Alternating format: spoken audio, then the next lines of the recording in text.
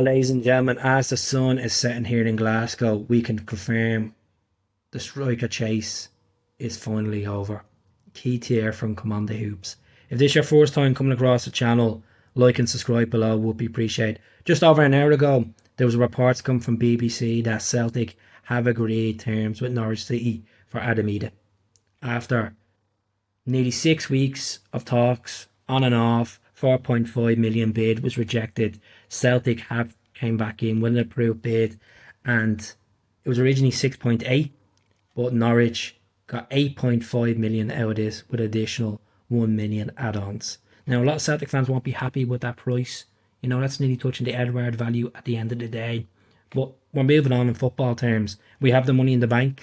Let's get this guy in. We know what he can do in a Celtic shirt. He's been dying to come back up the road. There's been a lot of controversy over him being unsettled since he returned back to Norwich, missing games, not reporting to training, the manager giving the divided opinions about him. And finally, Brendan Rodgers has got his man. A guy that we need. At the end of the day, Kyogo needs cover.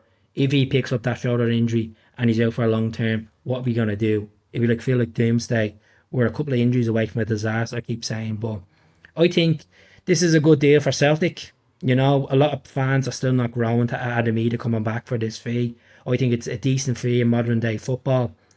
Them goals against Rangers, the 25th of May when he scored that goal at Hampden, a lot of people were saying that they sign him up. When he scored at Ibrox, people were saying sign him up.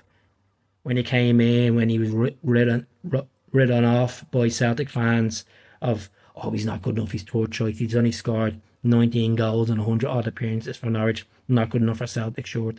He is good enough. He scored some important goals to win us the double. That's a fact. And he's coming in on a long-term contract, which will be a 5-year deal, and he will flourish. He'll get the Champions League experience. He'll score in the derbies. He'll win us the league. He'll win us the League Cup. He'll win us the Scottish Cup. Mark my words. Mark my words. I'm delighted to have him back because I was on the verge of not talking about this guy anymore on the channel. I'm just getting sick of talking about him.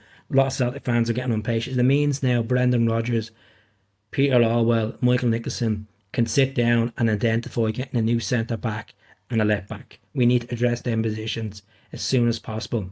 There's 2 weeks left in the window. If we want to be productive, if we want to make a statement in Europe this coming season, we have to invest in the squad.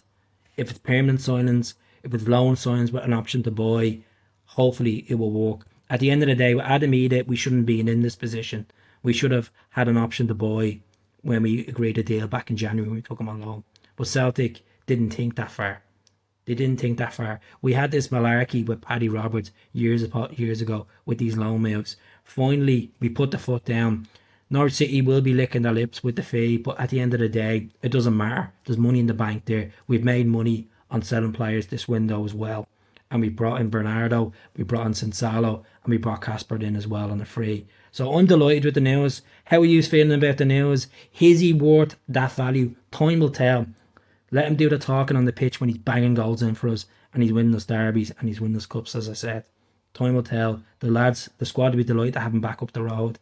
He'll do his medical over the next 24 hours and you'll see him ready for Hibs on Sunday at Celtic Park. The fans will be going absolutely crazy to have him back and he'll be wearing that number 9 shirt. So let us know in the comments what you're thinking. Hail, hail, up the Celts.